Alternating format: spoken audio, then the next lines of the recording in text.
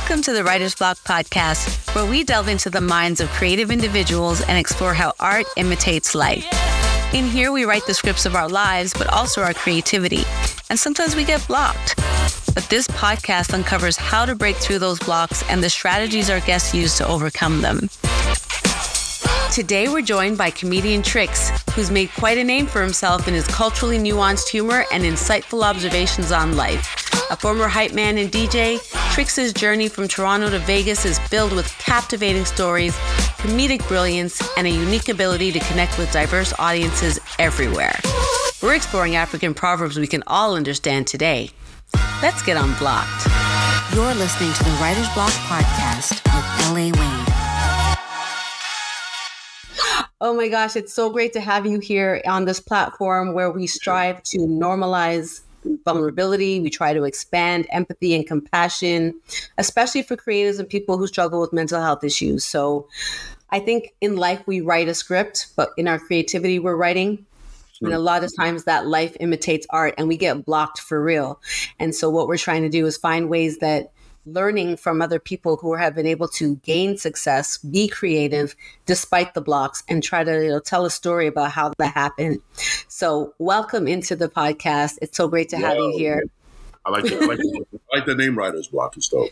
Oh, thank you. Yeah, I don't know. It was God that just came, that the Holy Spirit just came upon me. I always say that I got a Holy Ghost writer, so maybe I do. Wow. I think I got a Holy Ghost writer for real. I don't know if that was a Holy Ghost writer that helped you write a pretty dope movie, but that was fun to be in. Yeah, it was so great to have you on Thirsty. I can't lie that I appreciate it. I wrote that piece for you because that African proverb thing that you dropped, it's just everything. You know what's cool? What I love is the fact that you were able to pen the perfect African character. Like, I don't know how a non-African person, I mean, we're all African at the end of the day. Exactly. But I think it's crazy that I didn't have to change much of the script to fit. I didn't have to do much. I was reading, I was like, yo, like, did you get like did my dad help you write this, bro? It's a pretty accurate, depiction of. Yeah, I mean, I know a lot of African people. There's a lot, and I've drawn in. I don't know if you're Nigerian or I don't know if you're like the major hype of Africa where you. No, I'm Ghana. No, I'm Ghana. I mean, I know. So I have this affinity to Ghana. I don't know if you can see my my Dinkra symbol. What's up? So it's my dual Sankofa. And I love this idea of reaching back to bring forward. And I think that the traditions of Ghana have been embedded into my heart. My mom got married in a Ghanaian garb. Oh, it was just been a part of my life. So where other people were making fun of Africans while they were here when we were younger, I was like fighting people like, you don't know nothing. No, that's true. But, Africa's popular now. Yeah, everybody wants to be African. Everyone's trying to go to Ghana. Everyone's trying to go out there. I don't blame them because Ghana's lit right now. I heard this. Afrobeats movement, African artists are emerging. It's dope. It's good to see, man. I love to see it. And that return. Yeah, well, the invitation was nice too, the return to Ghana, everybody wanting to make that exodus that was a really nice reach because I think a long time people just felt disconnected from the continent purposefully. Right. That was part of the agenda, but they can't stop it. Wasn't cool, right? Well, I guess back. It wasn't. I don't mean that disrespectfully because I've always thought no, African, of course not. What I mean is now it's like a trend. Now. It is. And I hope that trend trends into the internalization of the pride that Africa can represent for you if you allow it to. Yeah, Black Panther shouldn't have to release a movie before. You know what I'm saying? We decided to be African. Everybody was African with Black Panther. Exactly. And that's when it all came out. But you know what? I'm here for that cultural movement. Finally. It was dope to see, though. And, it felt good. It was dope to see people showing up to theaters in kente cloth, and it was dope to see. I'm not gonna lie. I felt like we were going to one of my parents' outings. Like a real. It's true. That transformation was real, and I'm here for it. And it doesn't need to be a trend. I hope it really is just how we're moving in the direction of being. It's got beautiful culture. Embrace it. Yeah. I'm thinking about moving down there for a month in December. Which part? In Accra. Why are you going to go to Ghana? Yeah. Oh. Because one of my best friends, Mike Truth, he is he's Ghanaian. He's always, he always teaching me things so that I can speak the Twi. And I mean, I might sound like a white person trying to sound Jamaican, but at the same time, at least, if Ed Sheeran can do it, I can do it. Ed Sheeran, wow, that's white. He's fire. Ed Sheeran gets a pass for some. Yeah, man. It's like he was born right there. It's crazy. We should be ashamed of ourselves. Ed Sheeran comes to me and is like, "Hey, so when are you going back home?" I was just like, "Ed, don't do that, please. Please don't." So I wanted to start with like an understanding of who Frankie is and who Trixx is, and who the main characters are in your life that help to distinguish between those two and how it brought you to where you are. What a loaded question. Wow. I can break it down for you more if you need to. No. But essentially, who's Frankie? Who's Trixx? Who are the people that supported both of these people, and how did you amalgamate? I would say Frankie is a kid who has dreams and pretty big goals. Very when I was a kid, I was very insecure about who I am and very self-conscious. And that had a lot to do with a lot of things. Kids used to tease you if you were dark. Large nose. They used to, kids can really make your life hell when you're young. I was very self-conscious, but that also morphed into a person who became a person who deflected a lot. So I would always make fun of people. In your high school, you used to have people who were very good at insulting people. Yeah. And your mama jokes? Your mama jokes, whatever. Burns. Did we call them burns back then? Burns. And you'd have the finger. Yeah, and everybody's, black people, we like to make things worse than they are, and especially in the cafeteria. So I became that person. But you realize when you get older that person is just deflecting because they're insecure about themselves. So they want you to focus on other people. So they're constantly making fun, pointing finger at other people because they're not truly happy with themselves, right? And it took me a while to realize that that's who I was in high school. And it sucks because when you're making fun of people and everyone's laughing with you, like, yo, you can't test Frankie. You think that you're cool and you think that people like you, but in actuality, they don't really like you. They just tolerate you. That's crazy. And it's a horrible realization when you get older that these people were never your friends. They were just like, they just tolerated you. They actually liked the person you were making fun of because that person you were making fun of was probably themselves. And man. Themselves. So a lot of learning.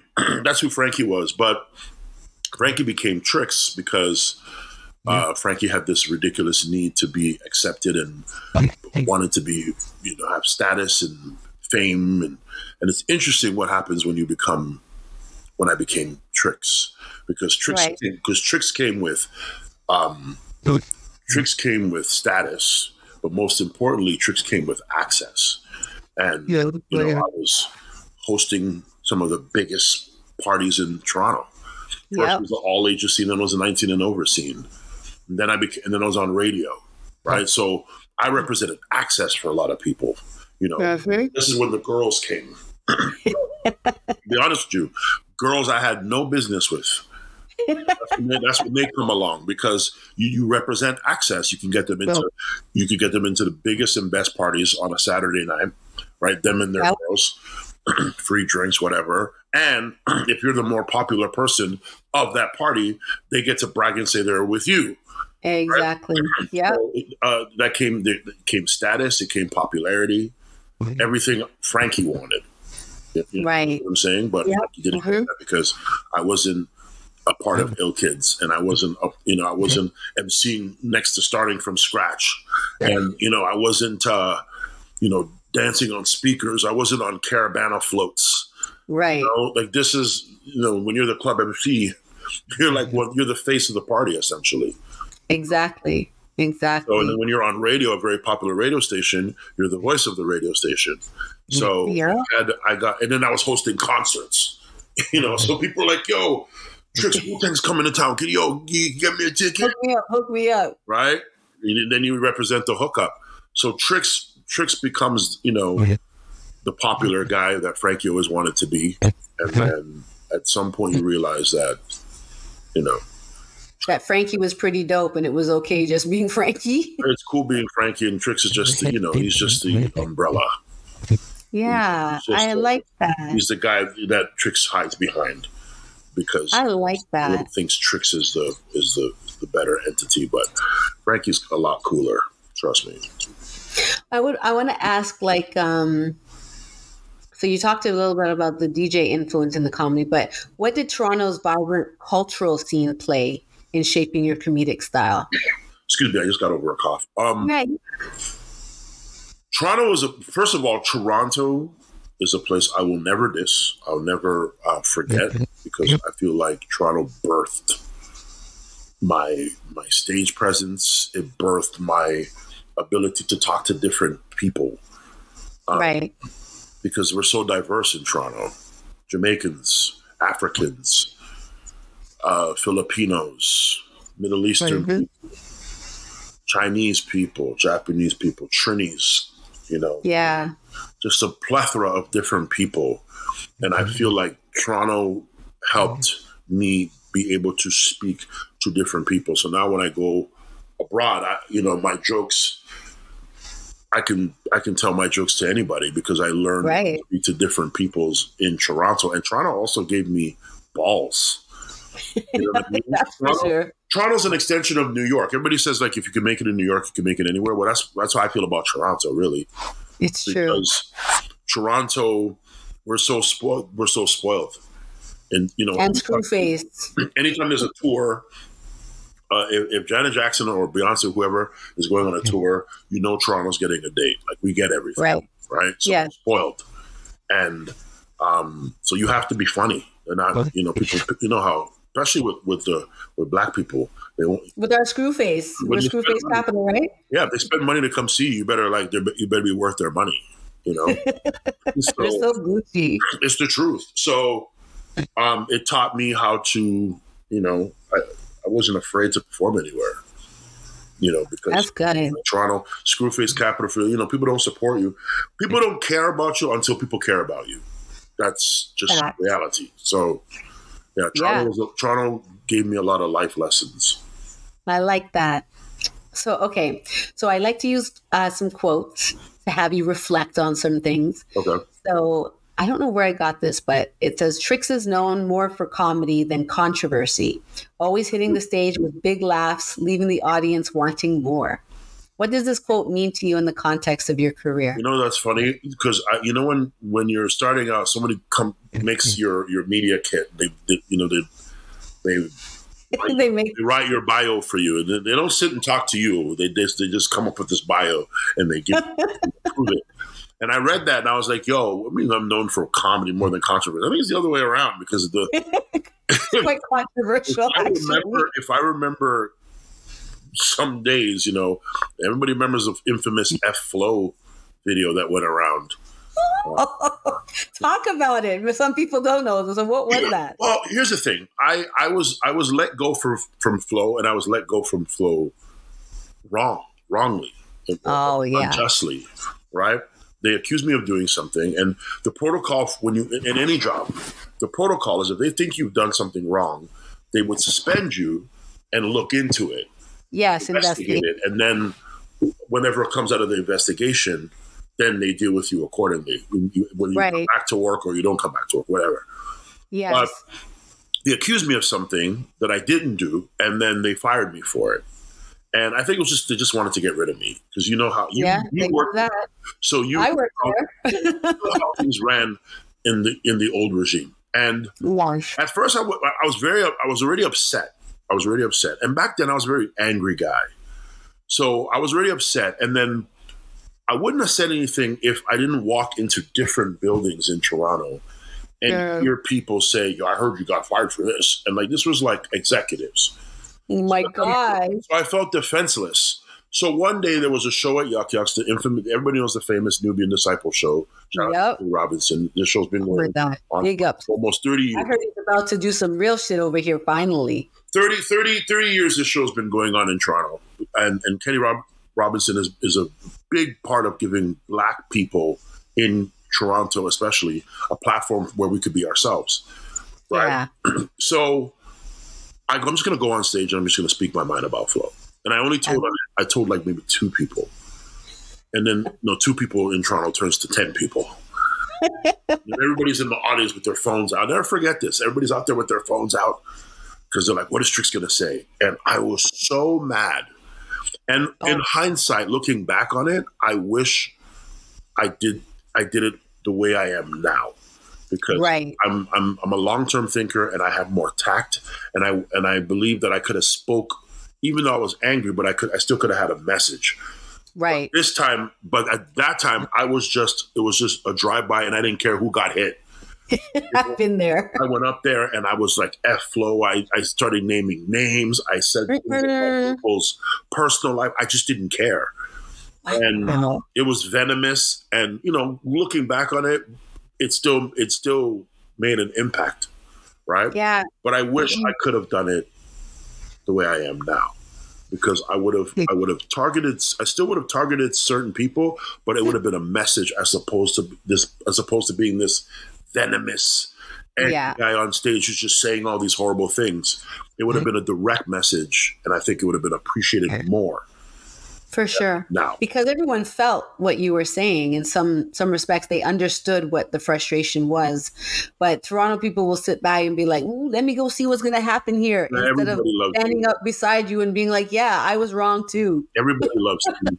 Everybody loves tea, but not all tea needs sugar. So it's so true. If obviously I'm older, so, that was just a kid who was angry, pissed off. And I felt like that was the way for me to defend myself and get back. And it definitely, I'll never forget, the certain powers that be there were angry. Oh, I'm sure. And I remember phone calls. I remember being banned from the station. You couldn't even mention my name if you had an event. And I was on it. You couldn't mention me. It just got so. I guess did it mute your career for a little bit? And no. Okay. People still booked me, but there were some disloyal people who were like, well, Flo was like, without telling you, they were like, well, if Trixx is on it, you can't advertise here, kind of thing. And that's crazy. And it forced them to take me off the event because they need advertisement. And Flo at the time was the only source of getting people to come to events. So I did lose stuff out of it. And, eventually things worked itself out. And I ended up working with some of those entities at G98.7. Right? And that turned into a thing. But this time, this is an older Trixx now. Because if you notice, there was no FG98.7. No, there was not. This is me being a little bit more tactical now. I was like, okay, look. And, things happen for a reason. I believe things happen for a reason. It's not my job to worry about why things happen. Right. It's my job to figure out what I'm going to do when those things happen. Yeah, and you've obviously been reflective about it, and me, I am the worst. I've shot up almost everybody I know. Oh, I'm so I've had to start over so many times. We're all petty. It's a level of pettiness to all of us, Yeah, but also it also comes from that same. Well, I don't know about for you, but for me, it came from that place of insecurity. It came from that resentment of not belonging just right off the rip. It felt like I always had to prove and prove and prove. And when I finally got there, and I was doing the most to try to help something that I really believed in, then you feel hurt, like it's your own family that's discarding you. It does suck. But I've always said that I've always been the roadblock in my career many times. I wonder where I would have been if I didn't do or make certain decisions. There's a lot of decisions that I regretfully made and a lot of bridges that I regretfully burned. Well, I didn't burn every bridge. That's the important thing. I didn't burn every bridge. And I'm able to leave Toronto, reset, come to the States, reset, and rebuild some relationships. Some relationships are gone; they're never coming back, and that's just the bed you made. You got to lay in it. But some relationships were repaired because we're older, right? We're a lot more wiser now. Yeah, you know, like I said, if this version of me can go back to younger me and be like, listen, man, it's the F flow moment's gonna feel cool, but I promise you, like when the issue end, no one's gonna be around you, bro. Like it's just not. It's crazy. But you know, I guess that this baptism by fire, where you had to be removed and set apart to become the Trixx that we all love now. Even those that probably are still hating have to give you your respect because of what you've been able to build despite. There's definitely people who think I'm. Well, that's something they should work out. I should bring them on the show and have them work through it. No, but, you know, if we're getting vulnerable on this, it's the truth. I mean, like I said, there was a moment in my life. There was a very dark moment in my life where something I had been doing to people came to light, and it's nothing. I'm not Bill Cosby, so everybody. I want dibs on the documentary. It was something. It's something obviously I'm not proud of. Of course. But a few people know. A lot of people know. Some people do. Some people don't. Whatever. I have no problem talking about it. But it was something that I was doing to people for a long time, and it was very wrong. And it came to light, and I found out what it's like to have an entire community of people just hate you. And I mean, there was a thread, and I mean comments, and it was just like huge backlash. But you know something? I'm glad it happened. And I know people are like, wait a minute, why would you be happy that happened? I'm glad it happened because it exposed a few things. One, it forced me to look at myself, which we all don't like doing. Nobody wants to look at themselves. You understand? And I feel like the only way you can be truly sorry for something is you have to really understand why people are upset at you for what you did. And that involves you looking at yourself and finding out things about yourself that either you are hiding and afraid to face. Yeah. Things you just don't want to know about yourself. So true. And that was that whole reflective time. But you also find out who was truly in your corner to begin with. Because if people believe a story about you and they haven't even talked to you and they just believe it, that means those people were looking for ways to be against you in the first place. Exactly. You know what I mean? And then look at the people that you treated like crap and that took you for granted. They're the ones who are by your side in your darkest moment. Yeah, those are the real ones. Right? How crazy is that? So I learned a lot. So that's all part of the reset. It's all part of the reset. You know, so am I in a better place now? Absolutely. Yeah, praise God. And that's how I give it. Praise God. Perfect. Because I think we're better for seeing your own growth. I'm really proud of you. So when I was like, how am I going to get Trixx on this flipping movie? Like, I don't know what I'm going to do. I haven't seen Trixx in years. He doesn't live here anymore. Well, we have mutual friends because shout out to Janae Armagon, who's like, I love her so much. And her sister. Right? She's like my little sister. And she's the one that hits me up and is like, and you know what? In being in the business, and you know this, LA, how many times have I, as a comedian, and someone's come up to me like, yeah, I got this script and I'm doing a movie and nothing. Especially here. You understand? Nothing comes of it. And it sucks because it makes you jaded. And then you don't want to hear when the real people who have real projects come to you. So Janae knows I'll listen to her. She hits me up and she's like, hey, do you remember LA? And I was like, no. She's like, LA, wait, you remember? And I'm like, okay, why does this name sound familiar? And then she kept talking. I'm like, I remember her. Wasn't she like at Flow? Yeah. At Flow, I remember her. And she was like one of the nice ones. I remember her. Like, was she with the receptionist? She's somebody, like she's one of the OG Flow people. I remember her. And she's like, yo, she's got this project that I'm in. And she wants you to be in it. She actually wrote the role for you. And I go, well, what am I doing? She's like, and then she showed me, I don't know if it was a sides or like the synopsis of the character. Oh, yes. Oh, she wants me to be an African dude. Okay. An African professor kind of guy who's moderating a sex addict group. That's hilarious. That's hilarious. Like, yeah, she wrote it specifically for you. And I go, okay, well, send me the script. And then I reached out to, was it Kamal? Casey. Was it Casey? Yeah, that was our program manager. Yeah, big up Casey. Big up Casey. I couldn't do nothing without that girl. She's so thorough. I mean, honestly, special case is on the case. She's dope. She made things so easy.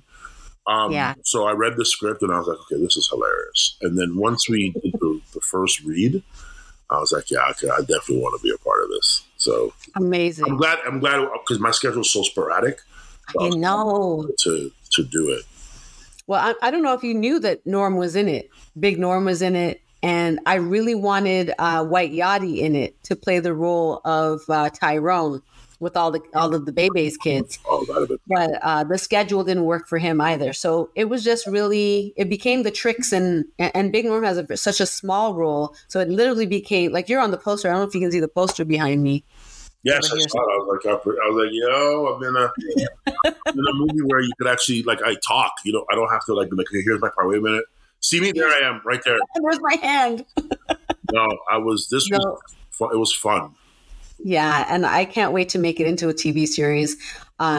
We might have a question later on about that, but shout out to all your actors too. Like they were so good. I mean, at the screening, people were making a point of saying, like, who did the casting for this? Like, you put together the right group of people to make this happen. It was something that was new for Toronto, but like it felt global in a sense. Corona, she's amazing. She's amazing. Mark Taylor, the Janae. White girl, man. I keep forgetting. Oh, Lindsay Middleton. Lindsay is a star. She's super. That is a SNL. She is so, her timing, like she's just so good. She's on natural. Yeah, she was the one where I was like, I can't look at her. I'll just start laughing every 5 minutes. She was so good. Everybody was amazing. Yeah, it was a great experience, and to think that this was just my first short film, it was. Yeah, so this is an exciting time for sure. It was awesome. Okay, we don't have to keep talking about me. Oh, take your flowers. Like that was such a good project. Thank you so much. I can't wait to see where it goes. Yeah, we're going to continue this journey. We'll be actually at the Pan-African Film Festival in a couple of weeks, August 17th. Yes, I have both films. Mello and I also directed a movie with Professor James Small. He is a huge Pan-African historian who advises Godfather of Harlem, that show with Forrest Whitaker. He is our executive producer. Oh, the show's fire, Godfather of Harlem. Shout out to him. So we have a short doc on that. So that's going to be dope to release something really like more serious and more identity focused, because Africanism is something that I want all of us to hold as a torch, because that's who we are and we act like we're not. So that's a big project there. And then of course Thirsty AF, which I can't wait to make into a series. And I just bringing it out to the gods that you will be able to get a role that is the role we wrote for you. Oh, I will make time for it. Yeah. Oh, well, you'll be paid properly to make sure you're always there. I will make time for it. And I shout out to everyone that got to go to the premiere. I was kind of sad. Oh God, I was sad. It's so heavy. Why? It was your night though. That was awesome. It was so heavy not to have you there, because people were anticipating seeing you there. Oh, people wanted. You know what's crazy? I put up a clip because I remember you sent me my your reel, and I took the scene with me and Kevin and and I put it up, and everyone's like, "Yo, where's this movie, bro? Where's this movie?" First of all, the name I know equal to it. They're like, "What do you have to do with a sex addict?" I am not the sex addict in the movie, so like, let's stop that. I'm the one that helps the sex addict, which is ridiculous because he knows that I can't help a sex addict. Right, you might make them trip up. If anything, I encourage it. Mr. Gamble is the one who facilitates, but Trixx is like, no, have more. I encourage bad breedness. So don't kill me. I can't wait. It's going to be dope. Okay, I want to go back to like some of the earlier parts. So like tell us about your experience on Much Music's Video on Trial. Oh, wow. And how it helped shape your career. Things like when you performed at the Jamaican International Comedy Festival. Wow. Like what do these highlights mean for you when you're like, break those two things down because they're different. I have a story for the Jamaica. I'll get to that in a second. Much Music Video on Trial. I wasn't even a comedian yet. What? That's what makes that whole time in my life crazy. I was a DJ. Okay. And the only reason I was selected to be on the show originally was because when I was on Project Bounce, I was the host of Project Bounce. You know, I got to be myself on Project Bounce. Right. So they knew I was just an opinionated. I spoke my mind, and that's what the show needed, was somebody who could watch a video and just speak his mind on the video. So I wasn't just a token black guy. I was a guy I was the opinionated radio guy.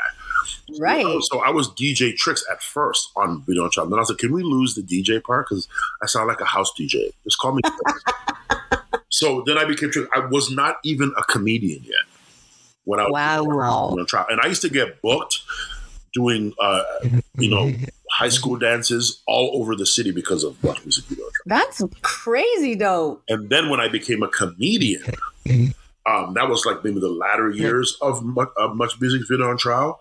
And I started performing. I was getting booked at colleges everywhere.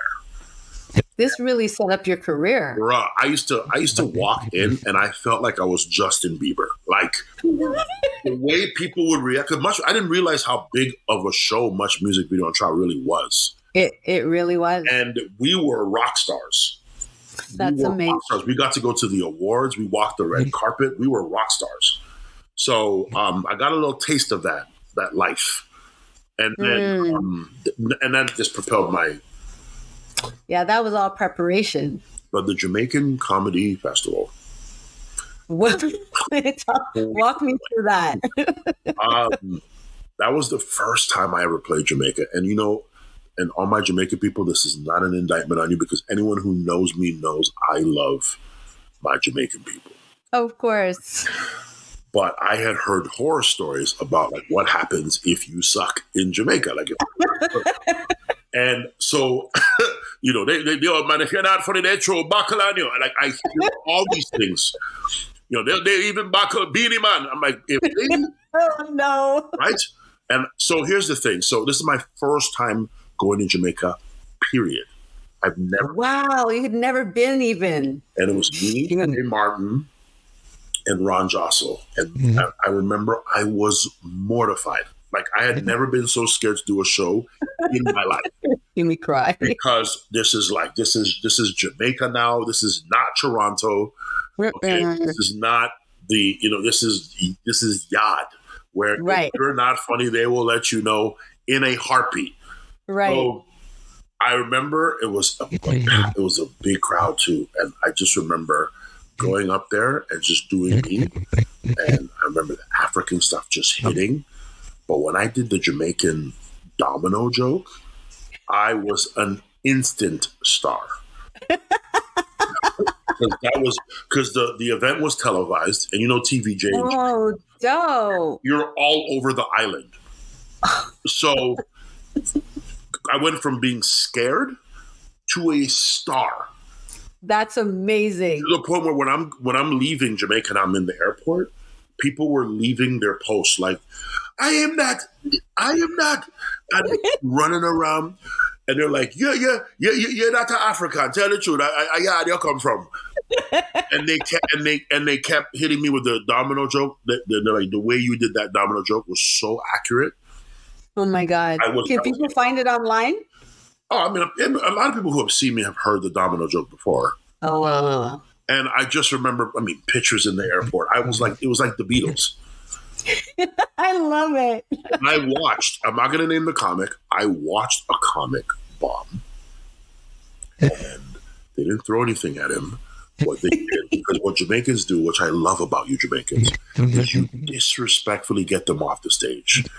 So how they did it was, in Jamaica, they use the spotlight's old school. Like a guy is behind the spotlight. And the comic was like, yo, is there any gay people here? Any gay people in Jamaica? And I was like, oh, no. That's Kingston, Jamaica? If there's gay people here? Bro, all you see is the light. Are you dumb? All you see is the light come off of him. The guy takes the light off of him, and now he's performing in the dark. And the promoter's like, yo, Dread, come on, man, you have to shine the light on him. And the man's like, I'm not shine the light on him. Tell him to come off high stage. I'm not shine the light on him again. Until him come off high stage, man. And me and Ron Johnson are sitting there going, oh my God. And he's there performing, and they're booing him, and they're like, come off high stage. And he says his goodbye, and he leaves, and he went straight to his hotel room, and we never saw him again. And yeah, I was like, so that's what happens when they don't like you. Well, I'm glad yours hit. Oh, they loved me. They love me. But and I love that they think of you as a Jamaican and not as an African. Well, I mean, they're like, there's no way you could be African and be able to do our accent, because they're used to American comics coming there and doing like this watered down Irish pirate version of their accent. You know what I'm talking about? You know, yes, I do. Americans come on and they're like, hey, what a guan, Jamaica? What a guan? And they're just like looking at you like, we don't talk like that. And, is everything Irie? You're just like, oh. It's so bad. It's painful. I know. Oh man, that's hilarious. Okay, let's switch some gears into the would you rather. Okay. Would you rather perform at a sold out stadium or a small intimate club? Small intimate club, all day. I think that because of the stadium reach? is more for that rock star effect, and you do it to say you've done it. But I'm about connection in comedy, and I feel the intimate, low ceilings, just 200 people around you. That is a way better environment for comedy for me. I like that. Would you rather create a comedy special that goes viral or a skit that becomes a cultural staple? I think you've already done that. I think I would like the cultural staple because that lasts longer. That's more viral. Viral could be a day. You could be viral for a day. That's true. For life. That is so true. Do you miss radio? Yeah. So would you rather a comedy show or a radio talk show? Well, because podcasts are in right now, radio talk show. Yeah. It's a great way to connect. To your point, this is a great way to connect. Yeah, podcasts. I enjoy that. I like to do a music podcast. Ooh. I would love to do a music. Do it. Where, people will maybe do your own video on trial. Kind of like that, where we just, I think it'll be dope. Okay. Would you rather tour the world doing stand-up or stay in one city with a popular weekly show? Yeah, tour the world. Yeah. Tour the world. I want to see as much of the world as possible. And I think it's awesome being able to connect with different people in different parts of the world through laughter and through your thoughts and your jokes. If I can connect with somebody in Australia, I think that's awesome. You know what I mean? So yeah, man. I can't wait to see where this is all going for you, because you're killing the circuit. Like when you hit the clubs, you're smashing it out of the box every time. So somebody has to take notice of this. At some point, sometimes there's variables and there's a bit of luck that comes with, the success in comedy. So yeah. It's funny because when I know that you've worked with people like Ari Spears, Sugar Sammy, right? Like these are names that people recognize. Absolutely. And people have the impression that if you work alongside these people, these are your brethren and that they will help you and put you on. That's not how it works. Absolutely not. So how does networking work in the realm of comedy? Somebody said to me that a big name comic will never take me on the road because I'm too strong. I was going to say you're too good. You'll make them look bad. I have worked with some of your favorites, and I've opened for some of your favorites. And I remember I used to open for someone in particular, and they took me off that in a heartbeat. And it wasn't because I was bad. It was because they just didn't like having to work hard every weekend. Didn't like to work hard. Lot. I'll make you work if you got to go out. Yeah, of course. You can't help it because you're beautiful. I just want to be funny. And how do you decide which boundaries to push in your comedy? Because, everybody's pretty sensitive these days. You know what? And I preface that. I tell people, I say, listen, I try to remind people of what it was like back in the day where we just knew what jokes were and we were able to laugh at a joke and we didn't read too much into it and we weren't so we didn't come to comedy clubs looking for reasons to be upset. These were back back in the day, even sitcoms back in the day took on certain subjects that you don't see now because of people's the internet and certain platforms have given a voice to the people who like to complain about things. We didn't have that back in the day. We didn't have the internet back in the day. So people didn't complain as much. People just were in the moment back in the day. And I try to remind people of that in my comedy. Yeah. I push boundaries, but I also know what's not funny, right? I will never try to look for that's important. What's funny about rape? There's nothing funny about rape. You know what I mean? So I won't look for that. I won't look for what's funny in child pornography. There's nothing funny about that. So certain subjects I won't even touch. I don't like singling out groups either. I don't do gay lesbian jokes. I don't do political jokes in the sense where I'm going after you because of your beliefs. Right. I don't do any of those jokes because I don't like alienating people in the show. I don't like separating the audience. I feel that if you come to a comedy show, everybody should be one and enjoy the show. And you shouldn't have to worry about your sexual orientation. Preferences. For, you know what I mean? Like you should be able to come there and enjoy like everybody else and laugh and not worry about your personal life being put on display, Yeah, it's hard to determine what's funny now. Like, because some things that people used to say back in the day, oh my God, they can't say that stuff anymore because it's not funny anymore. Like I said, lots of things are funny. Lots of things are funny. And there are comedians who are skilled enough to dig into their pain and find the funny in it. And also not only dig into their pain and find the funny in it, but that pain connects with someone else's pain. So sometimes the comedy show can be a little heavy.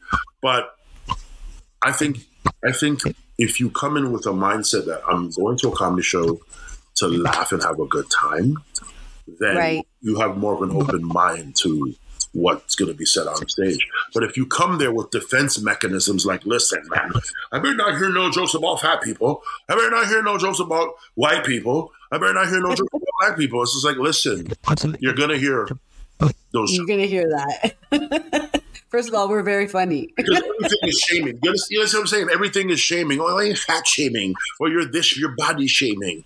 Listen. Yes. When I see there are fat people who laugh at themselves. Of course. Because they don't take life so serious. You know what I mean? And I don't think you should attack somebody for being fat. Absolutely not. But if you find something funny that they find funny, I don't think there's anything wrong with that. And that's look at Monique. Monique, her when she was bigger, she used to her jokes. She used to give fat people confidence. I love it. You know the thing I tell people? The only way words have power is if you feel that way about yourself. That's the only way words have power against you. If you low-key feel that way about yourself, because now that person's amplifying what's being said about you or what you think about yourself. So if someone calls you ugly and you're like, man, look at me, they call me ugly, that's because you feel that way about yourself. But if you love yourself, these words don't have no effect on you. It's true. So all these guys who come to comedy shows, these are all their personal inhibitions that they come there with, and they got to leave them at the door because we're going to talk about things. If I can make fun of the president of the United States, then I can make fun of you. If I can make fun of myself, I make fun of myself. all the time. Oh yeah, that's where we have to start sometimes. What? I make fun of myself. Yeah. I address the elephant in the room. I know this nose is big. I tell everybody that. I know it's not small, but I ain't changing it for you. I don't have to.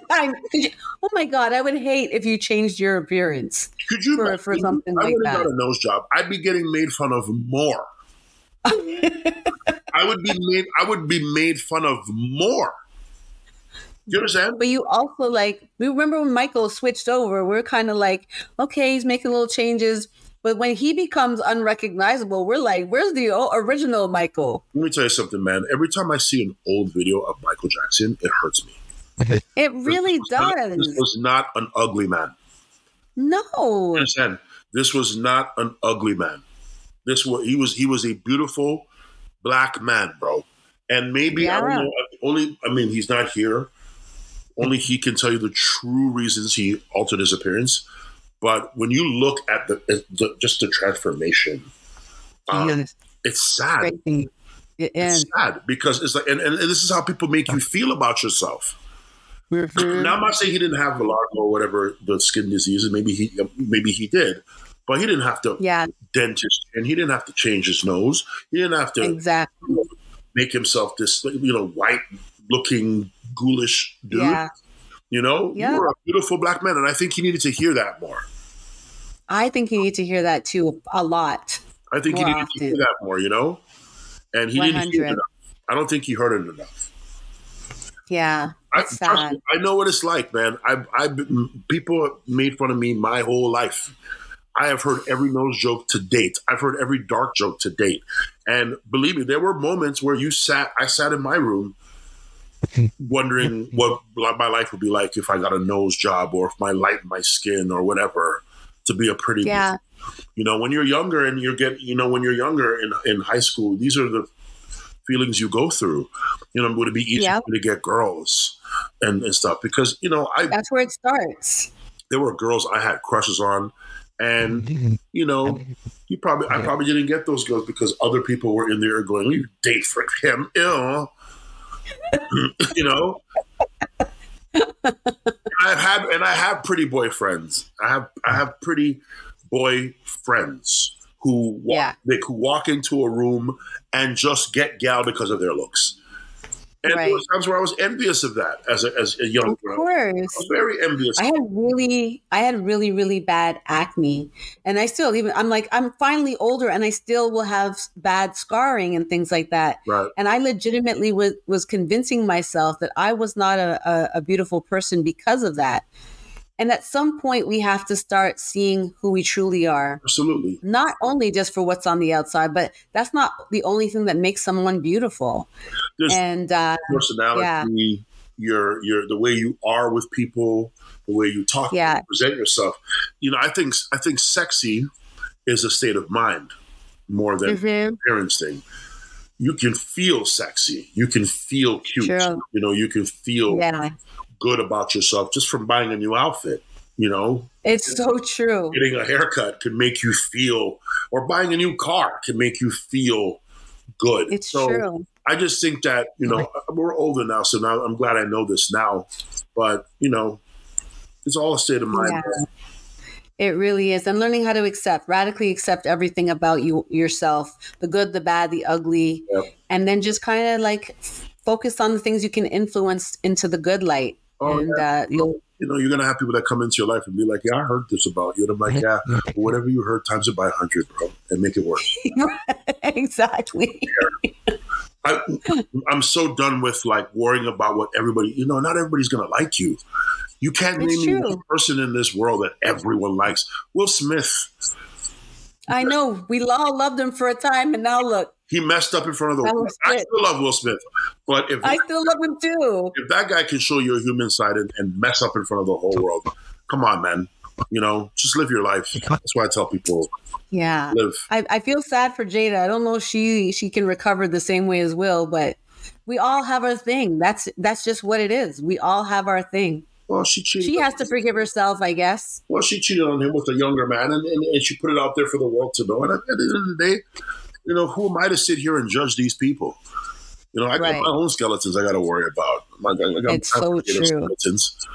about red table. I have blue. You know what I mean? Blue table full of bones.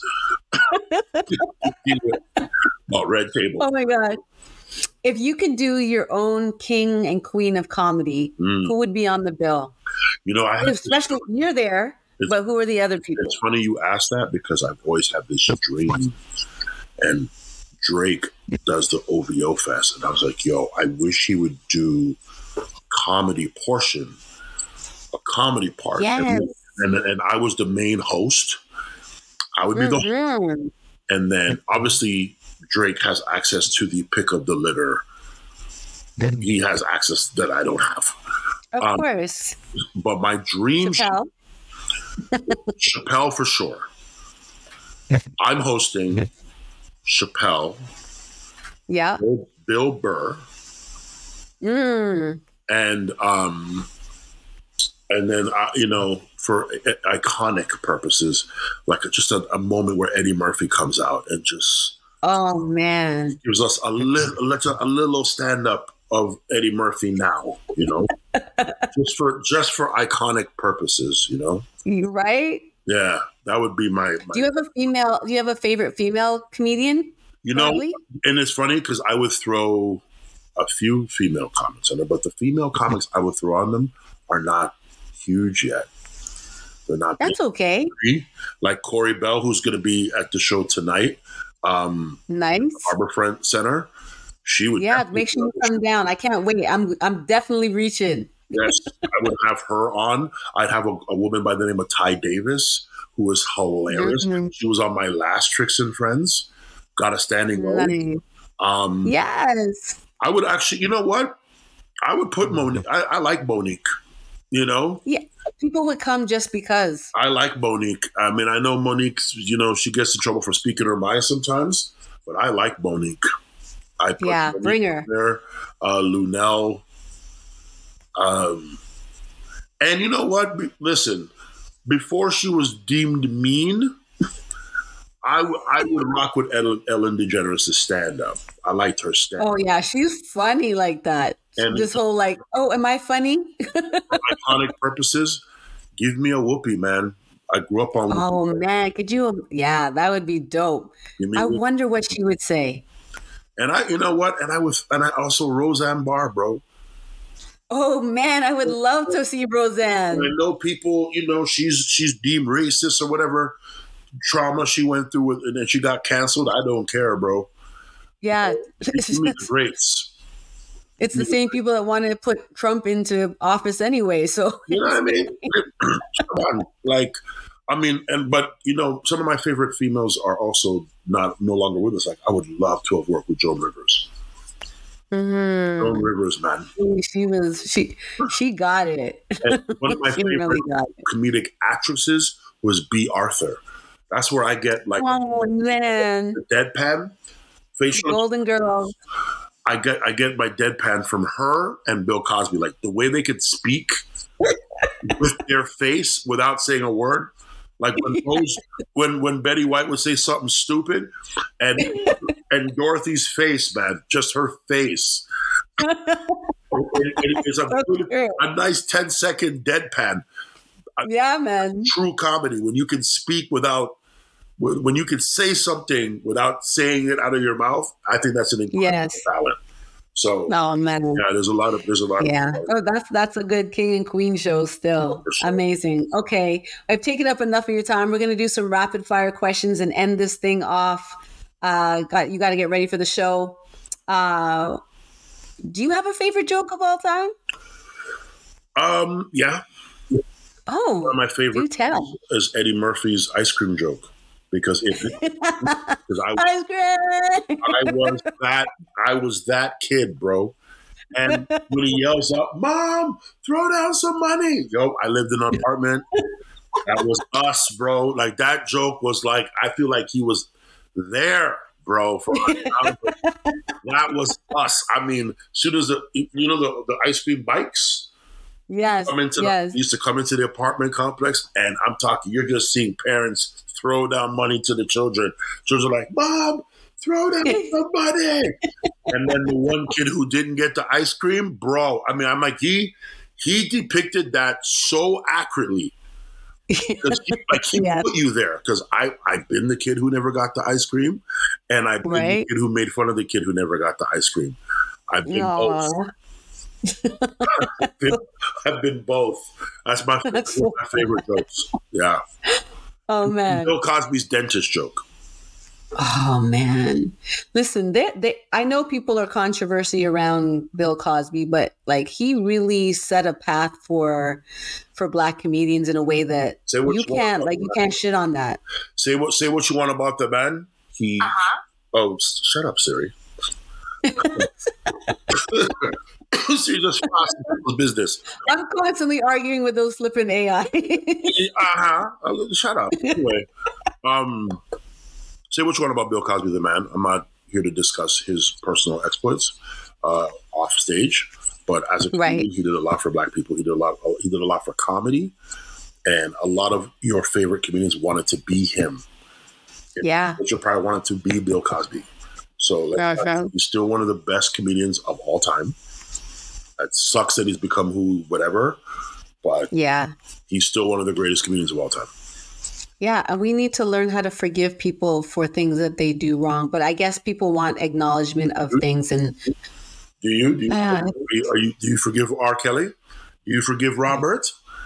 Well, I don't know if he's an acknowledgement. That's what I'm saying. Like, you have to acknowledge it. I can't just say sorry and I don't even know what I'm saying sorry for. Nice. So if there's a sense of acknowledgement, I think I can get there. You know, I can forgive somebody who says, my bad, I did that wrong. You just did it. You know, if whoever it was that was, that is grace. And it's no different than what is given to them to wake up and breathe every day. So, yeah, I do believe in forgiveness a lot. It doesn't mean you got to, become best friends. No, it's true. I hear you on that. I still listen to R. Kelly's music from time to time. Yeah, I've interviewed so many people that are just like, and I'm like, sing it, man. As long as she's over 18, you good. You good. Don't worry. Listening to his music doesn't mean we're going to imitate what he's singing about. Of course not. Everybody needs to. I should hope not. My God. Tell me, what do you do for a day off or how to celebrate yourself? I hope you do this. Play video games. Okay. What's your favorite game right now? I'm a Final Fantasy guy. I love Grand Theft Autos.